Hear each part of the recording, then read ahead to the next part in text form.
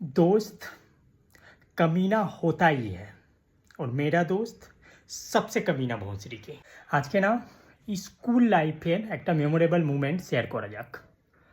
School লাইফে কিছু কিছু ছেলে ছিল যারা উত্তরপত্রকে এমনভাবে ঢেকে লিখতো যেন মনে হতো যে বিশাল বড় কোনো টপ সিক্রেট মিশনের স্ক্রিপ্ট লিখছে, অথচ কিছুই না।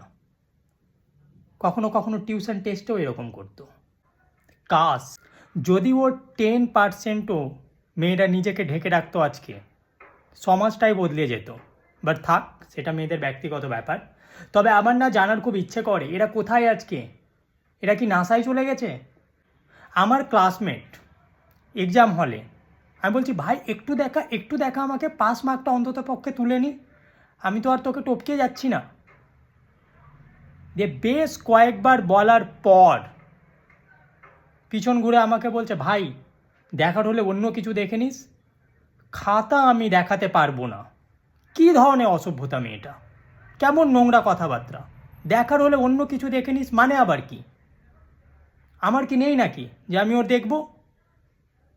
তবে কিছু কিছু বন্ধু ছিল যারা খুব উদার প্রকৃতির, যাদের খাতা নিয়ে কোনো যাই আসে না। তুমি খাতা চাইলেই এরা পেজ দিয়ে দেবে, দেখানো তো দূরের কথা, এরা বলবে হ্যাঁ পেজটাই রাখ, লিখ না। যেমন আমার বন্ধু বলছে যে একটু দেখা ভাই, একটু দেখা, আমি পেজ দিয়ে দিয়েছি, সাদা পেজ, ওতে কিছু লেখা নেই। আমি নিজেই তো কিছু লিখতে পারছি না। তবে এটা ছেলেদের ক্ষেত্রে, মেয়েদের ক্ষেত্রে ব্যাপারটা আমি বলতে পারবো না। মেয়েদের পেছনে কোনোদিন এক্সাম দিইনি, জানি না কেমন। তবে আমার যতদূর মনে হয় এরাও এই ব্যাপারটায় একদম পিছিয়ে নেই। তো সেই ক্লাসমেটের সঙ্গে আমার একবার দেখা রাস্তায়। আমি বলছি, ভাই কেমন আছিস?